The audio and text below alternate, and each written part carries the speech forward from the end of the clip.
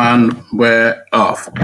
Roll up, ladies and gentlemen. One man went to mow. One man went to mow. Come join, gather. Where are you people? You know the time is one man went to mow time. It's I did advertise for 10:45, so I can understand why some people might be late. But really, 10:30 now is the kickoff time.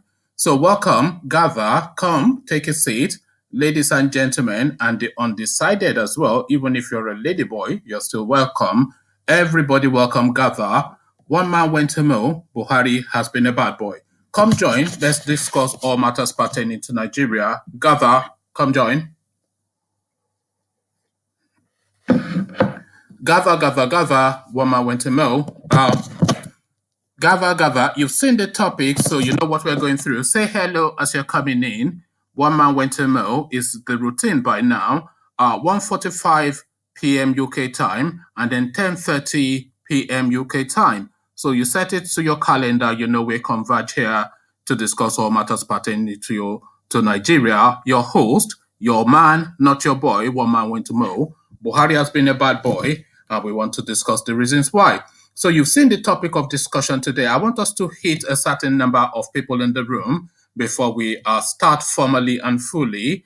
We are approaching that threshold now. So gather, tell your friends to tell their friends, to tell their friends, to gather. Come join. One man went to mow. And as usual, I'd like the session to be as interactive as is possible. So that is the hyperlink to the screen. So if you want to come join, so come join, gather, come join. One man went to mow. Say hello as you're coming in. Let's reach a certain threshold. I want at least 10 or more in here before we kick off. But you have seen what we're seeking to discuss. We're discussing the looting in Nigeria again, so nothing changes there. We're also discussing KEMI ADEOSUN, who retired, you recall, due to some anomalies in her, I think, NYSC service.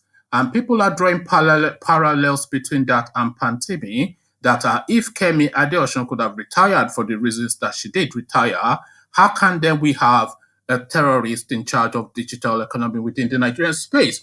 So we're speaking to that as well. And then we're speaking to a popular Abuja-based pastor who has recently passed away. So gather, come join. I want sufficient enough of people in here before we proceed. So gather, come join. Gather, just a few more people to join us. Say hello as you're coming in. Let me know that you're here. Make your presence felt. One man went to mow. You know how we do it. Just a few more people, and then we get straight into the first story. So the first story, of course, is about our missing 500 billion naira. Excuse me. You see, because I talk a lot in these sessions, I need to have plenty of water to remain hydrated. So we get straight into the first story. Hi, Hadi Bless, and hi, Philip. So we've got the two first hellos in. So let's get straight into the first story. It is shocking, though not surprising, and we must continue to be alarmed by this.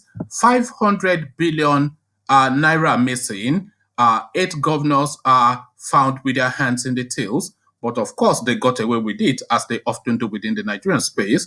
So let's get into the throes of that. Eight ex-governors whose over 500 billion corruption cases with EFCC have been swept under the carpet. So that's the headline that we're contending with. 8 ex-governors whose over 500, and that's billion, by the way, not million. So 8 ex-governors whose over 500 billion corruption cases with EFCC have been swept under the carpet. So we have a list of their names. So now let's go through the rogue list and their crime sheet. Hello, Olamide. So let's just get straight into the first story. Bear with me 1 second.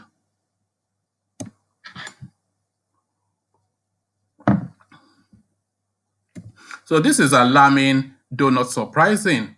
But we are all familiar with these stories, but let's just get some flesh on it this time around.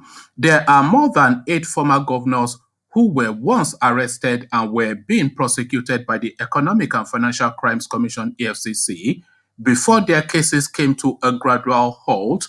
Correspondents can report the EFCC caused a stir on Tuesday when it arrested former governor of Imo State, Senator Rochas Okorocha, in Abuja over alleged misappropriation of funds of the state to the tune of 7.9 billion naira. There has been a prolonged battle between the former governor and the EFCC in recent months following his claims and counterclaims that his hands were clean and he was only a victim of a witch hunt by his successor, Hope Uzodinma. 2 days later, Okorocha was released by the EFCC, although it was not sure whether he will still be invited. Although it was, let me tell you that again. 2 days later, Okorocha was released by the EFCC, although it was not sure whether he would still be re-invited. On the list of the former governors with corruption cases include, so we go to the list, the numerical order. So this is in no order other than just the order that it has been sequenced. So former Abia State Governor Theodore Orji. So that's the first one. Orji governed Abia State from 2007 to 2017. Orji governed Abia State from 2007 to 2015 before becoming a senator. So we'll pause there for a moment. So you can expect that to pretty much repeat in all of the ones that we're going to go through. Governed for 2 sessions and becomes a senator. So we start that from top again. Orji governed Abia from 2007 to 2015 before becoming a senator. The EFCC had in November 2018 invited Orji, who represents Abia Central Senatorial District at the National Assembly, over allegations that he mismanaged about 27 billion naira during his 2-term tenure as governor. The money was allegedly diverted from several state and federal agencies, including the Abia State Oil Producing Development Area Commission. After more than 2 years of invitation, no charges have been filed against Orji as he continues to enjoy his senatorial role at the National Assembly. So 27 billion. So just try and weigh some of these monies. Just bear with me 1 second. So just try and wait as we go through, just try and weigh some of these monies that we're mentioning against the impact that they could have had on the respective states that we're going to go through.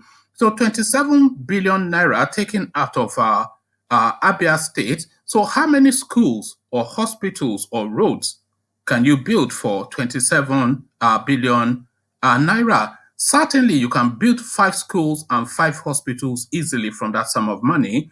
But then, of course, that money has been disappeared by this person, this Orji guy. But what has happened to this guy that has disappeared the money? The police have investigated. The anti-corruption specialist team within the police structures has investigated to the point that they have invited him. But has charges been leveled? No. And what has happened to this guy is in the Senate collecting his next round of allowance, having now gotten used to just living large of the fat of the state and acting in this imperious manner. So 27 billion naira disappeared from Abia State and nobody has been found culpable. On we go and onwards we go to number 2, former KEMI State, Danjuma Goje. So number 2 is not in any chronological order other than the order that's been listed. So number 2, former KEMI State Governor Danjuma Goje. Goje was governor between 2003 and 2011 in Kebbi State, and he was arrested by the EFCC and arraigned in 2011 after he completed his tenure. The former governor was alleged to have mismanaged over 5 billion naira whilst in office. So we pause there for a moment. So some of these monies, there'll be a lot of disparities in some of the monies that you hear mentioned. But what you have to weigh is not so much the sum of money, but the percentage of the money in terms of the overall financial base or the financial basin of that state. So Kebbi State, of course, it has no economy, and 5 billion naira might well be a good 40% of their economy. And Abia State is a relatively rich state, and that's 27 billion naira might well be what 30% of their economy. So you have to look at these sums of money, just not in the amount of money, but in relative terms to the economy of the localized state. I'm sure you understand that. So let's take that from the very top again. Goje was governor between 2003 and 2011 in Kebbi State, and he was arrested by the Efcc and arraigned in 2011 after he completed his tenure. The former governor was alleged to have mismanaged over 5 billion naira whilst in office. The EFCC pursued the case. The EFCC pursued the case against Goje up till 2019 before the then Justice Babatunde Quadri of a federal high court in Jos. In May 2019, in a dramatic twist, Goje, who was also running for president of the Senate, Goje, who was also running for the president of the Senate, wormed his way into the hearts of the All Progressive Congress chiefs, who advised him to step down for Senator Ahmed Lawan, who eventually became the Senate president. So you can see already how the fate of the people of which state, Kebbi State, is being sold in our political maneuverings. Shortly after, his case with the EFCC was taken over by the notorious controversial office of the Attorney General of the Federation and subsequently dropped. Nothing has been heard on Goje till date. So they've served up that 5 billion naira that this guy stole from Kebbi State as a political make-weight for him making way for Ahmed Lawan to become the Senate president. So we'll drop the case, you drop your aspirations, and everybody walks away happy. So that is how they negotiated the fate of our Kebbi State away. Up next in number 3, former Sokoto State Governor Aliyu Wamakko. So Aliyu Wamakko is number 3 on the list. So let's now read his crime sheet. Wamakko was governor in Sokoto State from 2007 to 2015, but was alleged by the EFCC to have embezzled 15 billion whilst in office. Wamakko quietly sneaked into the Senate after becoming a senator, and his probe by the EFCC has gone really cold. The senator, who is the vice chairman of the Senate committee, look at this. This next paragraph is, you see I'm scratching my head already. So this can only be in Nigeria. This is a guy that looted 15 billion naira from Sokoto State, by the way. So I'm giving you that to land on this point. So listen very carefully to this. The senator, who is the vice chairman of the Senate Committee on Anti-Corruption and Financial Crimes. So let me just pause there. Let me come into the room to see if anybody is actually, are you listening to this, guys? It's befuddling and it's alarming. I'm just going to read you that again, but let me put the hyperlink again to see if anybody wants to come join in. But let's take it on from there. And please click on the hyperlink if you want to come and engage directly, because that is really what people seem to enjoy the most when I interact with somebody directly on the screen. So let's take it. Excuse me. Let's take it from the top again. Wamakko was governor in Sokoto State from 2007 to 2015, but was alleged by the EFCC to have embezzled 15 billion naira whilst in office.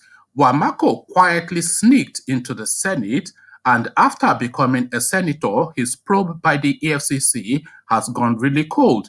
The senator, who is the vice chairman of the Senate Committee on Anti-Corruption and Financial Crimes, is an APC ally, and he played a key role in President Muhammadu Buhari's campaign in Sokoto State in the 2019 election. It is not surprising that he has not been charged to court till date. So you see how they are just sacrificing all these looting cases to the temples of our political expediency. So Wamakko walks away, and that is number 3. So you are seeing how the money is mounting up and is mounting up. So if you are saying, let's say, the Naira, because in those days, in 2011, thereabout, the Naira was still a strong currency. So let's say the Naira was like 100 to $1 in those days. Then you are looking at the sum. We're talking about what, $50 billion, etc., that these people just looted. These are vast sums of money. But then, of course, when we're talking in Naira, nobody pays any attention. But if you try and translate these monies, if you try and convert them into hard currency and see the dollar value of what these people are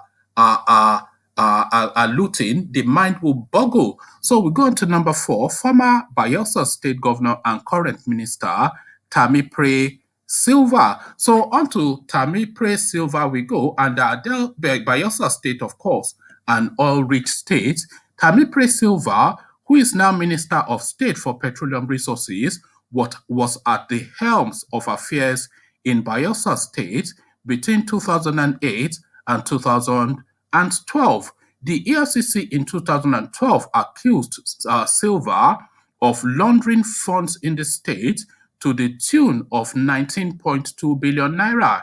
The former governor was charged for using 3 proxy companies to siphon the funds. The EFCC commenced a court action against Sylva when it filed a motion seeking for an interim order for the forfeiture of, listen to this, 48 houses. 48 houses, that is. So for the seeking for an interim order for the forfeiture of 48 houses allegedly belonging to Sylva, the order which was granted by Justice Mohammed. Sylva was also being prosecuted for another separate 6 billion naira fraud case. So we're adding 6 billion naira onto the 20 billion naira case that is already in place. So we're not talking 26 billion naira now. So that goes in some way to explain the 48 houses. So if the 48 houses stands outside of this 26 billion naira that this guy looted, and you add the values of that 48 houses onto the 26 billion naira that this guy looted, then we're talking really that this guy would have looted well in the hundreds of billions from that state.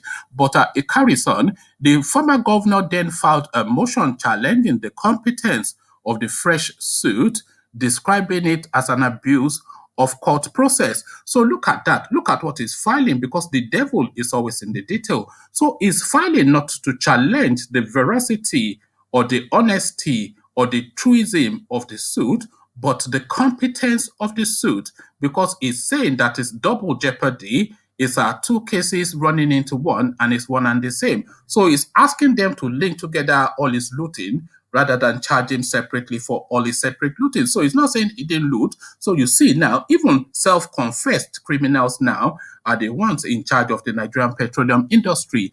In the end, by 2015, the cases against Sylva were struck out, and the houses allegedly seized from Sylva have since been returned to the minister. So you see how it plays out within the Nigerian space. And when I come online to say that Nigeria is just one giant criminal enterprise, people will come and be calling me all sorts of names and throwing abuse at me. But Nigeria, indeed, by evidence, evidentially, is nothing other than just one giant criminal enterprise. There is nothing going on within the Nigerian space other than an act of crime. There's absolutely not one single thing going on in Nigerian space other than thieving and looting. And we see it when the person that stole well in excess of 100 billion naira from Bayelsa State is the Minister of Petroleum, and you're telling me that they're trying to veer the country into some sort of El Dorado, where goodness and light and probity and accountability is the order of the day. How can that be the case to the point that this guy was charged to court, but for reasons of political expediency, of course, he was not only released, but rewarded with the juiciest portfolio, as they say, within the Nigerian state. So just outright looting, of course. Let's see what you guys are making of it in the comment section before we press on. I do continue to invite you guys to come join me on the screen. That is what I enjoy the most. So that is the hyperlink if you want to come and join. But whether you're joining or not, please click on the subscribe button at least, and the like button as well. You can at least do that. Let's see what you guys are making of it before I carry on with the narrative.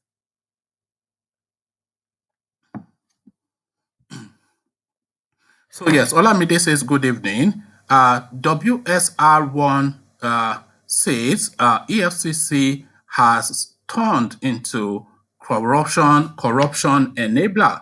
Well, they've always been corruption enabler. This wasn't the idea when Obasanjo set it up.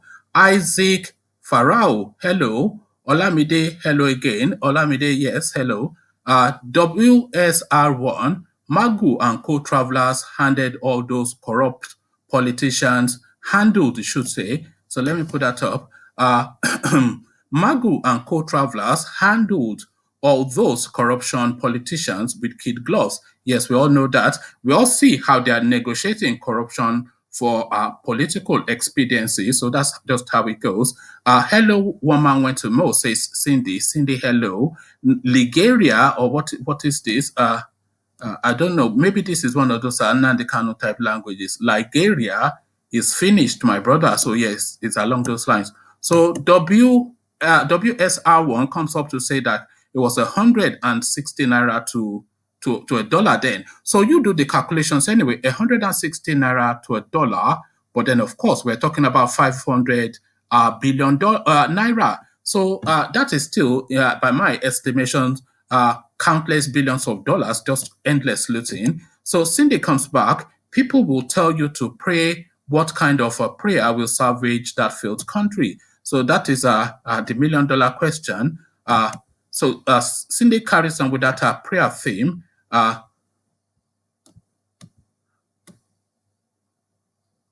Let's see. Cindy says, hit that tiny gray icon to show your support for the program. Yes, hit that tiny gray icon as exactly as Cindy just said. You are you are right. Nigeria is a criminal enterprise. So I think they are rebranding Nigeria. So let's get back to the narrative. Let's see where we last stopped. So we last stopped, of course, with Timipre, I think, Sylva of Bayelsa State. So we go on to the next one. This is number 5. Former Enugu Governor Sullivan Chime. So former Enugu Governor Sullivan Chime. So Chime was governor in Enugu State from 2007 to 2015, and he was alleged to have Chime was governor in Enugu State from 2007 to 2015, and he was alleged to have part of a 23 billion naira fraud, also involving former Minister of Petroleum Resources, Desani Alison Maduike. The EFCC began Chime's probe in 2016 for mismanaging some state funds, but Chime's breakthrough came when he defected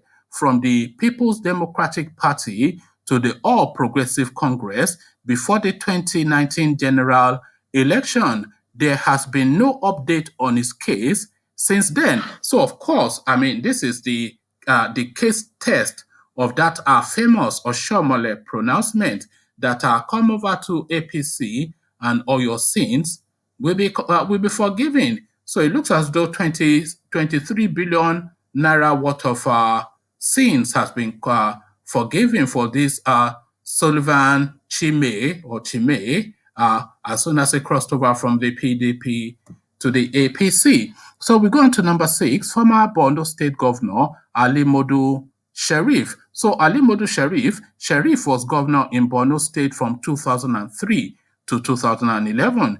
The EFCC in February 2016, the EFCC said in February 2016 that former Governor Ali Modu Sheriff of Borno State was being probed. Oh, God. Oh, God. Okay, listen to this. The EFCC said in February 2016 that the former governor, Ali Modu Sheriff of Borno State, was being probed for over 300 billion state funds mismanaged by his government. So 300 billion state funds. So I don't know what the budget is for Borno State, but effectively this guy was just taking, because I often say that they're just looting everything. So this is a literal case now of somebody that just stole every single thing. 300 billion naira. This was what this guy was alleged to have misappropriated. He was first arrested in June 2015 and granted bail. Sheriff, also before the 2019 general election, joined the All Progressive Congress APC, and his case with the EFCC appears to have died a natural death. So there you have it, ladies and gentlemen. It's just heartbreaking stuff, but then of course not at all surprising to anyone. Come chime in, come join in, click on the hyperlink, come on the screen and take on some of these topics with me. Are you as alarmed, though not surprised, but are you as alarmed as I am? Because these are truly alarming stuff that we're contending with. Let's carry on because it doesn't make us go. You guys are very slow to come on stream. I'm sure at some point somebody will be brave enough to click on the hyperlink and come on stream. You've seen people come on stream enough. It's not like you get harassed or harangued or anything. We just exchange opinions and then and then we depart to reconvene again. So I'm just trying to adjust the lighting just so, because it's a bit too dark. So come on screen if you want to take on some of these topics with me, alarming stuff that we're going through, and we land on the seventh one. Former Akwa Ibom governor and minister Godswill Akpabio. So I don't even need to read this crime sheet to tell you about Godswill Akpabio, where we all know that there's not a single person on God's own planet that can be more criminal than Godswill Akpabio. So let's go through his crime sheet. Anyway, Akpabio was governor of Akwa Ibom from 2007 to 2015. He is being probed by the EFCC for mismanaging 108 billion state funds, 108 billion naira state funds. He was arrested and quizzed in October 2015. The EFCC had gone the extra mile to write a letter to Zenith Bank, Keystone Bank, First City Monument Bank, Sky Bank, now Polaris Bank, and United Bank of Africa, seeking information on the funds.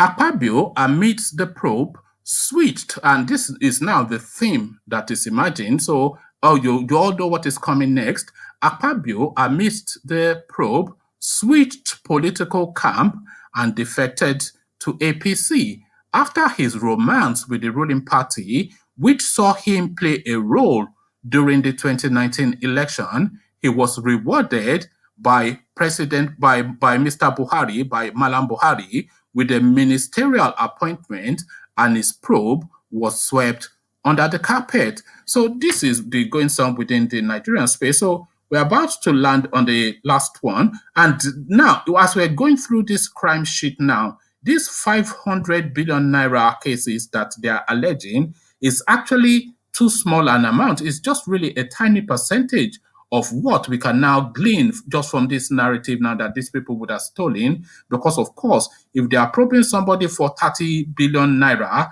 and they are tying onto his house as surety, then that tells you then that 48 houses, that is, then that tells you then that that 30 billion naira that they are probing the guy for is just a drop in the ocean as to the amounts that this guy would have helped himself to. So we land on the eighth one, which is the final one in this list of 8 of the rogues list of 8. And of course, our former Ogun State Governor, Gbenga Daniel. Daniel was governor in Ogun State between 2003 and 2011. He's been investigated by the EFCC for allegedly diverting state funds and also for false declaration of assets to the tune. And look at this, we were alarming at the Borno guy, but nobody has beaten his record so far. But this guy certainly comes close. So he's been investigated by the EFCC for allegedly diverting state funds and also for false declaration of assets to the tune of 211.1 million naira. So that's not actually billion. So he doesn't actually come close. So that is his narrative. It goes on. The former governor is facing trial on 38 count of stealing and fraudulent. Sorry, let me take that from the top again. Let me have a. The former governor is facing trial on a 38 count of stealing and fraudulent conversion of public property. Daniel, who was the People's Democratic Party's campaign director in 2019, in his last move, also joined the APC, even met with Buhari. His probe is gradually being relegated to the dustbin as his sins seem to now have been forgiven. Though Buhari had promised to fight corruption during campaigns ahead of the 2015 election and even after winning elections for first and second term in office, there is not much to suggest his government is taking the promise seriously. It is, however, not surprising considering that the ruling APC's former national chairman Adams Oshiomhole had in January 2019 urged members of the opposition party to join the party so that their sins could be forgiven. At an APC rally in Benin, the Edo State capital, whilst receiving some members of the opposition PDP into the APC, he said, "We have some PDP defectors. They are here. Henry Temebi Oluobi." Oluobi means, I'll spell this for you actually, is Iluabo. Iluobe. Iluabo means, I have done something wrong. Yes, once you join the APC, your sins are forgiven. So there's nothing more categorical a statement, and there's no statement more that captures the essence of the Nigerian state than that statement. So bear with me. I think we've got somebody actually wanting to come in. Isaac, are you there? Isaac? Yes, good night. I mean, good. I don't know the time you are anyway. Good evening. I don't know the time you are, so that's why I'm greeting you like that. Well, no. It's still good evening. How are you? What are you making of all this? We have a rogue list of 8 former governors. They have cases at the EFCC to the tune of 500 billion naira, and all of those cases have been quashed by the EFCC. But then, of course, when we're going through their crime sheets, that 500 billion even looks like a drop in the ocean as to the amount that these people would have stolen. What says you? What do you think? It is not surprising anyway, because that is Nigeria. So everything goes in Nigeria, and as we all know, that they are all crook. Even the police department, you talking of military, all of them, they are on the same page. So they always cover for one another. So that money, as you said, is just a tip. The money they stole, right? And that money could have been used for so many things. Countless things. That 500 million, that 500 billion naira have gone a very long way. So we can that 500. Sorry to interrupt you. That 500 billion naira, that would have completed the Lagos-Ibadan Expressway, and people will not be dying. That would have sorted out their Papa Wharf, and trailers will not be falling on vehicles and killing people, and there would not be traffic there because they would have perfected. That's a huge amount of money. But then, of course, as you said, these are even small fries. Who is Gbenga Daniels in the history of looting in Nigeria? Who is Timipre Sylva? These are even small fries. But carry on, Isaac. Okay. Now we can just take a look at how much this Madueke stolen from Nigeria alone, about 24 billion US dollar. Now he left Nigeria. She left Nigeria. She went to Caribbean, where she got a diplomatic passport, and she can be flying anywhere she wants around the world. You can see that. So I see that our politicians, they don't care about us. They don't. But it is also surprised that even though as we are talking about this every single time now, our people continue falling into the same pit every single time. And but do you not think that the people don't really, what can the people do? They can't really, because Nigerians are notoriously cowardly and timid. So really, because what a lot of people say is that these people, they weaponize poverty within the Nigerian state. So everybody is starving within the Nigerian space. So these people will come and they will just throw some crumbs on the floor and they will say this guy is a generous man. So look at the guy in Borno State that stole 300 billion that they have now attributed to him, misappropriated 300 billion. When that guy goes into a community and he says he was building a school for them and is sponsoring 2 girls, they will tell you that he's the kindest man on the planet. But then, of course, he's not the kindest man on the planet. That is actually the devil incarnate himself. What says you, Isaac? Thank you for that very question. It is, you are very right. Every single time, that is what is keep on happening. And for me, that is why I do not give any respect for any politician in the space of Nigeria. I'm not talking of abroad. I'm talking of Nigeria. That is what, even from local government, even the councillors, from councillor, local government chairman, governor, anybody. I do not have any single respect for them, because when they are looking for something, that is when they will know you, they will care, and they will say, okay, well, we are going to give we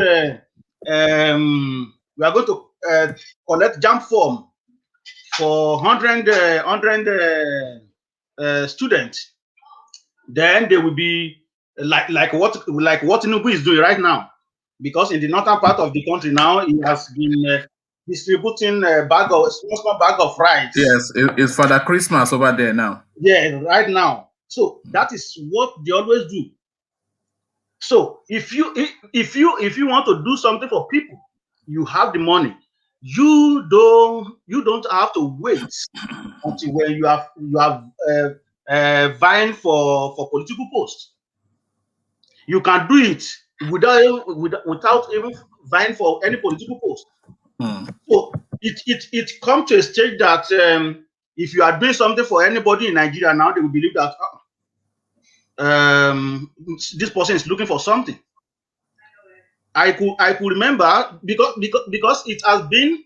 But hold on, Isaac. Is that not true though? Because I'm yet to meet a Nigerian that would do anybody a favor for free. Even members of their family, they will not do even members of their family, they will not do their favors for free. I mean, I'm not saying every Nigerian, but the vast majority, there's nothing goes for nothing within the Nigerian space. Nobody, is it that they want to chance you or chance your wife or chance or take your land or something or the other? There has to be a price to pay, Mr. Isaac. You are very right. I could remember a time there was a lady. I never knew the lady from Adam. It was a connection from somebody to me. That okay, well, I want to get to school. So okay, well, no problem. I can assist you with that. Okay, get me all your paperwork. So I can submit to the school. So when they give you admission, then you can apply. So now when I did that, the lady was now kind of like a surprise. She is living in Nigeria. I'm living in Canada, right? So she's kind of like surprised that how could that be possible? That you did something, you didn't even ask me that, okay, well, I should put something on that one. Then I told her that, well, it is because the mentality of Nigeria is that nothing goes for nothing. do something for me, then there must be something that you have to accompany that. But in general, that is the case, though. I mean, you might well be the exception, and you are not the only exception. There are a lot of people that are just doing good for the sake of doing good. But in generality, the overwhelming good that is done within the Nigerian space is good at a price. There's there's always a price to pay. Even the Christians and even the religious people they are the worst ones. It's just the Bora Akademi and all that kind of stuff. So yeah, I mean, give us your final thoughts, and then I'll go to the comment section, and then go to the next story. You're welcome to stay if you want to stay, but just give us your closing remarks, and I'll go see what people are saying in the comment section. Well, my closing remark is that Nigeria is a great country, but it's just that we have bad leaders. Because I have seen a lot of things around the world, and I see how government deal with their own citizens, but Nigeria case is otherwise. So it is very sad that we find ourselves in this position anyway. Thank you. So that's Isaac. You're welcome to stay, Isaac, if you want to stay.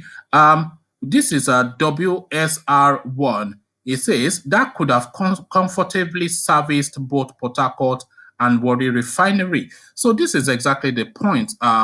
WRR, yes, put your name up actually so people can see why I'm struggling to. So that's your name there. So, but that is exactly the point.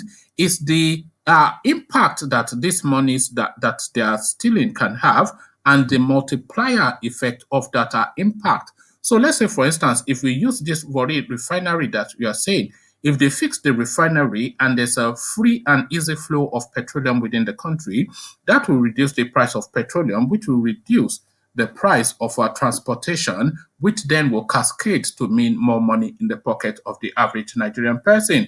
So that is the thing. If they fixed the Apapa Wharf and the Lagos-Ibadan Expressway, as I said, that will reduce the amount of time that goods are locked in transit and in port, which will then reduce the expenses that the transporters incur, which will then, of course, cascade to the price of our goods in the market. So it's the multiplier effect. And for all of that good that can be done, these 8 people now have pocketed 500 billion naira. So that is the real crime that is going on within the Nigerian space. We go on to Jennifer.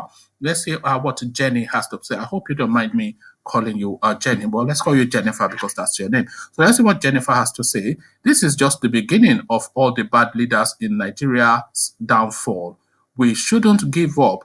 They all need to be brought to book. It's now or never. So yes, they need to be brought to book, but how does that happen is the question. I'm inviting people to come join Isaac on the screen and myself, and then of course we can have that direct interaction. So that was the story of the looting, a story that we'll forever recall. But we go on to the second narrative of this session, and it is to Pantami. We go again. So Issa Pantami, of course, we've covered his crime sheets numerously and severally on this channel, and his crime is a lot more egregious than just looting money. His crime is actually a threat to life of the average Nigerian person, if not all of the Nigerian people. So, of course, we already know his associations with extremist organizations like Al-Qaeda, Boko H, etc. So Nigerians are now calling for his head. As I bring you this, KEMI ADEOSUN resigned as minister. Pantami must resign now. Nigerians tweet. So you all recall, of course, KEMI ADEOSUN, the Minister of Finance then, some anomaly with her youth service record was what led this lady, of course, having to step down from her ministerial post. You will think that is quite a minor matter within the Nigerian space, especially off the back of the 500 billion naira narrative that we've just gone through. But then, of course, you have to understand that KEMI ADEOSUN, she's from the United Kingdom, British trained and British brought up. So, of course, she knows the value of her integrity and probity, and she stepped down from that role. But then, of course, they are now inviting Pantami to follow suit. Again, KEMI ADEOSUN resigned as minister. Pantami must resign now. Nigerians tweet. So now let's now see how this is expressed. Some members of Nigerian Twitter community have dragged a former journalist with Premium Times, Abdulaziz, for defending Minister of Communications and Digital Economy, Issa Pantami, after exposing the National Youth Core Scheme exemption certificate forgery of former Minister of Finance, KEMI ADEOSUN. Following the outrage that greeted Abdulaziz's story, ADEOSUN had resigned in September 2018, barely 3 years into her appointment by President of the country, Major General Muhammadu Buhari, retired. But the reporter took to Twitter on Thursday to defend the Minister of Communication and Digital Economy, Issa Pantami, over his alleged past relationship with terrorist groups. The hashtag Pantami Resign and KEMI ADEOSUN have since been trending online, having over 29,000 and 12,000 retweets respectively as of the time of filing this report. So let me take that again. The hashtags at Pantami Resign and KEMI ADEOSUN have since been trending online, having over 29,000 and 12,000 retweets respectively as of the time of filing this report. Abdulaziz, who tweeted via at Abdul Fagge, urged Nigerians not to judge Pantami by his past, a comment that Nigerian Twitterators have since linked to ethnic bias. Abdul Aziz wrote on at Dr. Issa Pantami, yes, public officers deserve all the scrutiny, but while we are at it, let me take that from top again. Abdulaziz wrote on at Dr. Pantami, yes, public officers deserve all the scrutiny, but while we are at it, we have to be thorough, fair, and nuanced. Yes, we can dig the past, but passing judgment would have to be alongside context and current realities.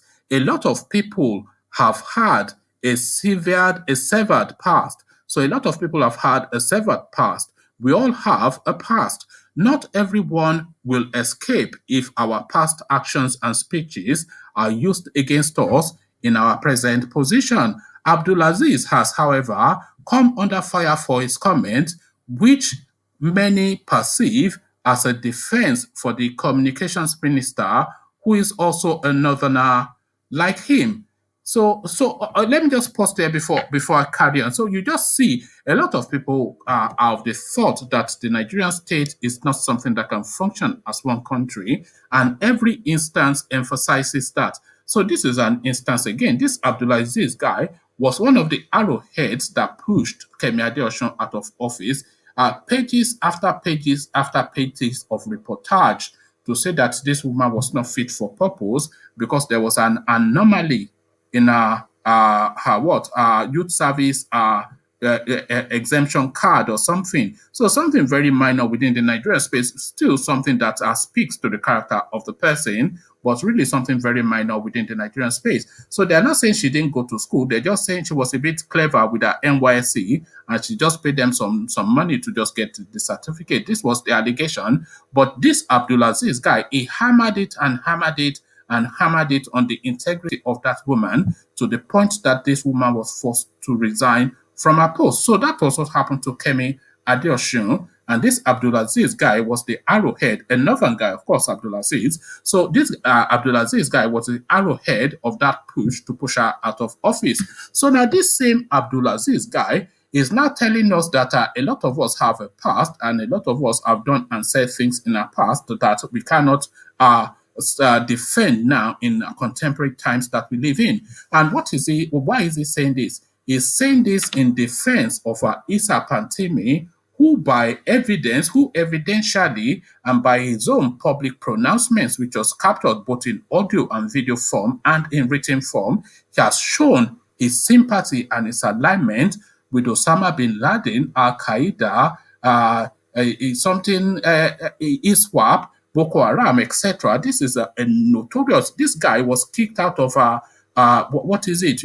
Tafawa Balewa University for being too extreme. Imagine that. This is a guy that was teaching in University of Medina, which the FBI and the British services have told the world that is the #1 recruitment center for this fundamentalism. So this is a guy that is steeped and satiated in fundamentalism, but this guy is now telling us to forget the past, that he was just a bit of a naughty boy back in the day. But KEMI ADEOSUN, who just did a bit of a quick move with her NYSC release form, she didn't do quick move to get her degree.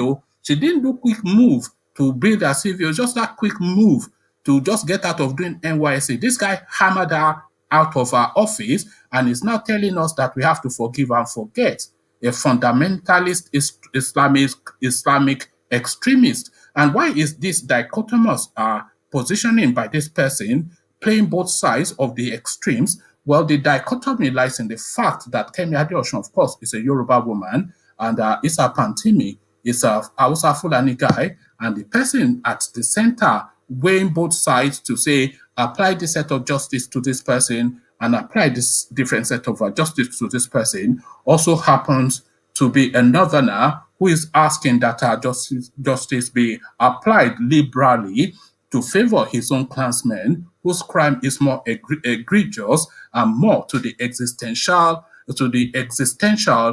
being of the Nigerian space. Do you see it? It's the heights of nastiness, but then of course it is Nigeria. Let's see what else is being said here. Actually, let's go back to Isaac, see if Isaac is still there. Isaac, are you still there? I think Isaac might have left us. Isaac, are you still there? Okay, so let's go. I just came back. Sorry about that, but I didn't listen to what you were saying. No, it's fine. Let me go on to the comment section then. If we're not following, then I can't really invite your comment. Let me go on to the comment section to see what is being said. It says, okay, we've seen what Jennifer has to say. There's not that much comment streaming in, so let's just carry on then with this KEMI ADEOSUN narrative.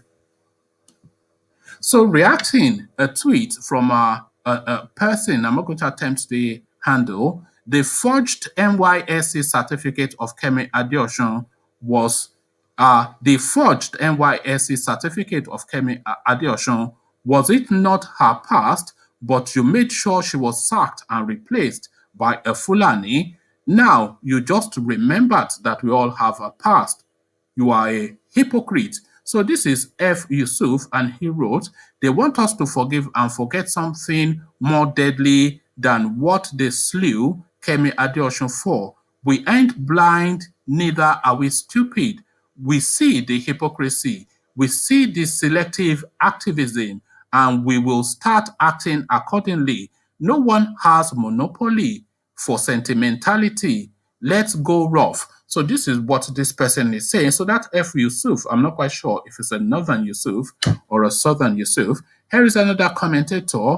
It says, accused the journalist of being paid to support Pantami after he exposed ADEOSUN. If Issa Pantami does not resign, then the resignation of KEMI ADEOSUN was a huge joke.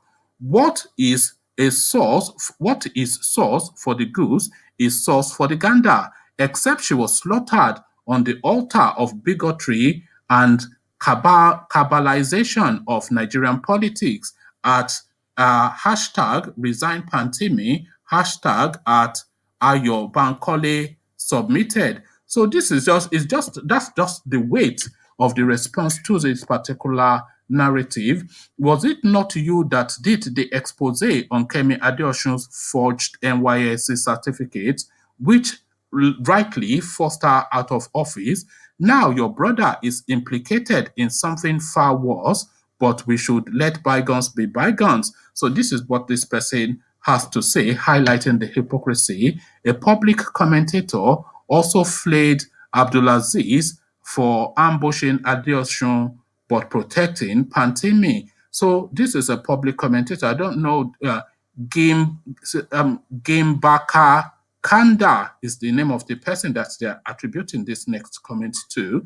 I just woke up to some blog report castigating at Abdulaziz for tearing KEMI ADEOSUN apart and overlooking Pantami. Although he's capable of speaking for himself, this is a ridiculous profiling of his career. The same Abdulaziz who exposed Maina, a fellow Muslim and Northerner, and then he finished that with a question mark. So selective justice and who appointed whoever this Abdulaziz is as judge and jury over the affairs of the Nigerian state is the question. What says you? What is going on in the comment section? Any comments coming through? You guys should comment, and more importantly, come online to come participate, just like Isaac did. This is what WSR1 has to say. Pantami's association with let me put that up online actually so you can read along with me.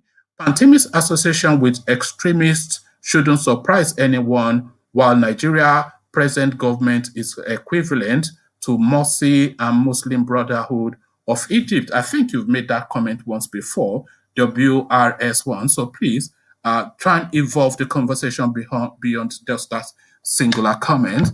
So this is Bolahan, and what does Bolahan have to say? Hello, glad to meet this discussion live. You're welcome, Bolahan. But then, of course, we've gone through several topics, so I'm not quite sure if you're following through and you want to chime in with a contribution. And if you want to come online, and here's the link, you can come online to come and speak directly to the topics of discussion. So onwards we go, and we land on the last narrative. So this will be the last storyline for today. Let me just see if we still have Isaac or Isaac, do we still have you? Yes, I'm here. So do you want to make your closing remarks before we let you go, and then I'll go on to the next topic? So sure. What are your closing thoughts? Okay, like I'm going to compare Pantami with ADEOSUN. We know right now we are in Buhari government, which is Northerner and Muslim for that matter. Then ADEOSUN is from South, of a Christian for that matter. So it's two different cases. So I can tell you, even if Buhari eventually does something, maybe removing Pantami from the office, I can assure you, maybe in the next 3 months, if they remove it this week, maybe in the next 3 months, it will be ambassador in some places. Because we are in the era of and Muslim. So I'm very sure there is not, if they remove him, they will still give him another position, because they don't really care about what is going on right now. Buhari and his co, they don't care about what is going on right now, so they can do anything they want. So they don't care. But that's just the real tragedy, though, Isaac. Bolahan, we see you. I see that you're still trying to log in. That's the real tragedy, Isaac, because this whole 8 years now is going to be a total waste for the Nigerian space. So not only will the country not progress, the country will actually regress. Think back to 2015. It is almost like paradise, the life that we were having in 2015, when somebody can come on national TV and call the president a bastard or whatever, and he can say that freely, you know. But now, if you are not singing the praise, it's almost like North Korea, our dear leader. If you don't wake up in the morning to sing praises of these elements that we have in Aso Rock, then your life is at risk, and your life is at risk, as we're seeing from the treatment that Chowore is getting for having the temerity to ask for good governance from a country that he calls his own. This is the situation that we find ourselves in, and we've just gone through the rogues list now of just how 500 billion naira was just wiped out of the economy, and the people at the arrowhead of that wiping out of 500 billion, names like Akpabio, like Timipre Sylva, etc. Where are they now? They're not in some prison cell. They are sitting in Aso Rock, with Timipre Sylva being the Minister of Petroleum Resources and Akpabio being the Minister for Niger Delta, and the rest of them just collecting their dollars in the Senate. So this is the situation that we find ourselves. So this 8 years is this could well be the breaking of the back of that country because we're so far behind. The rest of the world is escalating at an alarming rate. Look at Ghana. They've rebased completely to the point that Twitter is moving there. All the Black Americans that are looking for that repack life, they are all going to Ghana. Nobody is coming to Nigeria. And we continue to regress and regress when everybody is progressing and progressing. So this 8 years of Buhari, can we really afford it? Is really the question. So I'll leave that question hanging. We've lost our Bolahan. So I'll leave that question hanging, and hopefully you'll come on again tomorrow because this is something that we cannot finish in one session. But thank you for your contributions, unless, of course, you want to say some parting words before you leave. Isaac? Well, as you said, 8 years of Buhari is going to be a waste for Nigeria. And right now, as I can see, there is nothing anybody can do about it. So, see that Nigeria break up or whatever, that might be the only solution that will end Buhari government. Right now, unless we see a man on the television wearing an army suit saying fellow Nigerians. Because we probably need that, really. But then, of course, I don't know. Anyway. That is exactly what I want to take in. Because even if you ask people right now, 80% of Nigeria now will even prefer military. With the at least you know where we start. Because if you look at what the fault lines in Nigeria now, nothing can ever cure it. We have a faulty constitution, which the whole system is based upon. And that constitution weighs towards corruption. And the corrupt people, of course, take advantage of that. So they're not going to stop being corrupt when they seize charge. Tinubu will not stop looting when he gets to Aso Rock now. He will double his looting, won't he? So until that constitution is changed, nothing will change within Nigeria. And the people charged with changing the constitution, the people in the Senate, we've already gone through their list. Is it Godswill Akpabio, or is it Sheriff from Borno State, or is it Benga Daniels, or is it Okorocha? All those people that have, nothing will ever change, until that constitution is tackled, and that constitution would never tackle. So we're caught in a vice grip within the Nigerian space. They have us by the neck, and the way out really is what we have to find. Thank you, Isaac. I invite you to always come on because your contributions has been valued. So that was Isaac.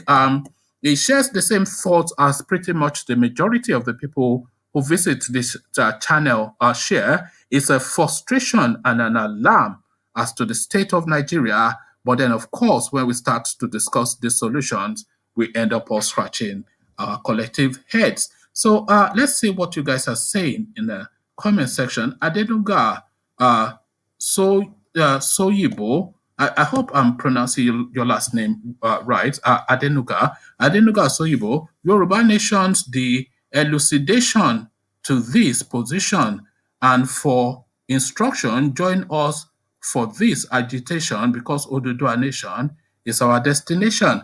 Okay, well, that's good enough. I am inviting people to come online. We've had Isaac, and the interaction has been good.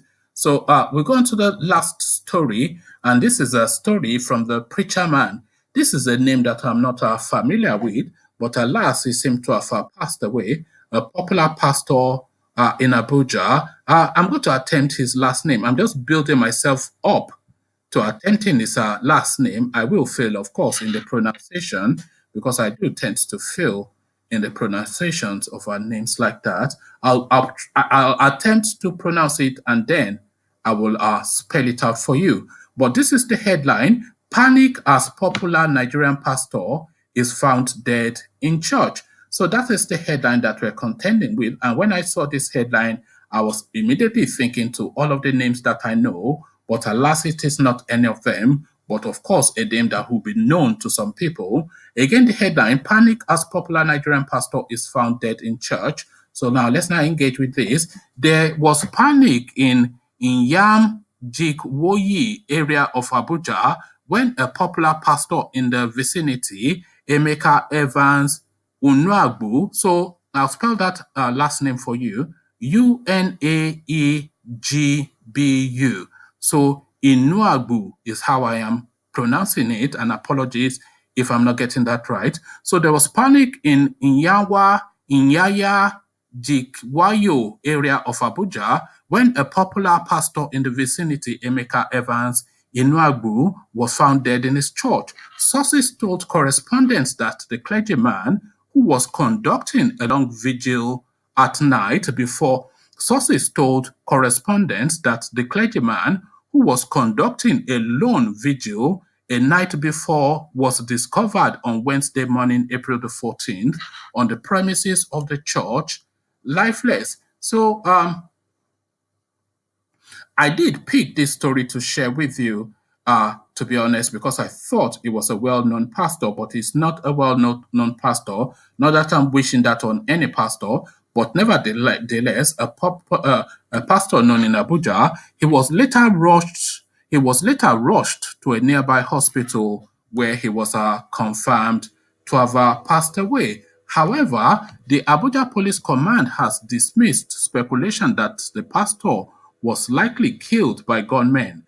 According to a newspaper, the police sources hinted that the deceased may have fallen off the stairs whilst conducting prayers, as he did not sustain injury that could be linked to gunshots or a weapon. The security forces have commenced an investigation to unravel the circumstances surrounding the death of the pastor. In another report, in the spirit of Ramadan, some Christian scholars in Kaduna have joined their Muslim counterparts in breaking the fast in order to strengthen religious tolerance, peace, and love amongst the people. So that's a separate story, but I just wanted to land on the story of that pastor because, of course, all these preacher men within the Nigerian space, a lot of them, the Odomegu and liquid metal, or what is it called? Is it liquid metal? That that ridiculous guy. I don't know the problem with all these short little people. That ridiculous short little guy that has bleached half of his pigment. I don't know if that guy can stand in the sun. You know him, Odomegu. He calls himself liquid. Is it liquid gold or liquid metal or liquid something?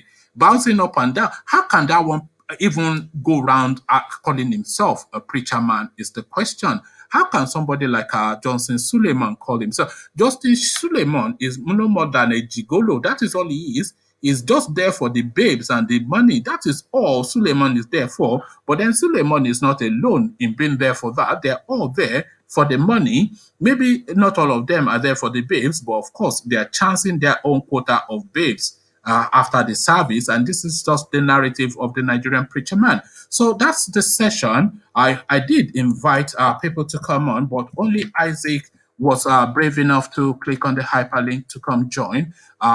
This is something I'll continue to encourage because this interaction is really made by somebody coming on the screen to engage so that you can have your say. I will interject. I'll have my say, you interject, and then we have a robust conversation, and that engages people more. So Bola is saying, I don't think the military option is the answer. Well, you know, the military option might well not be the answer because nobody really wants. The military option is never really the answer to anything because it's a real step back for any society. But what we really need to tackle is to take on that constitution and and give it a thorough going over because the constitution of Nigeria at the moment is not fit for purpose. So our spy came on and came back. I don't know where he is coming from, but nevertheless, here is I don't know what your intentions are, spy, but there we are. We are having a conversation about Nigeria, and you're welcome to make your contributions. We are entitled to have that conversation under the banner of free speech. So we cannot have the state that we have in the state that it is and not have the freedom to have expression as to the runnings of it. So I am just tarrying on a bit to see if anybody else wants to come on or if any comments wants to be made because there's sufficient enough of you in the room to engage more with the platform. And if the engagement is not there, then it really defeats the purpose. I always end up in this frustration at the tail end of every session. So I'll read out the narrative and there's sufficient enough of the narrative for people to have an opinion. So I'm not quite sure if people are just sitting down there and just listening and listening, but it's meant to be an interactive session. So if the interaction is not there, then I'll just seek to round it off. But then, of course, you know, how it always goes on this channel, I'll round it off here, but the conversation does not necessarily finish here. So this is just the opening salvo, and the conversation, as always, carries on in the comment section. So I'll leave you here. Carry that conversation on with you in the comment section. But here, I say, peace.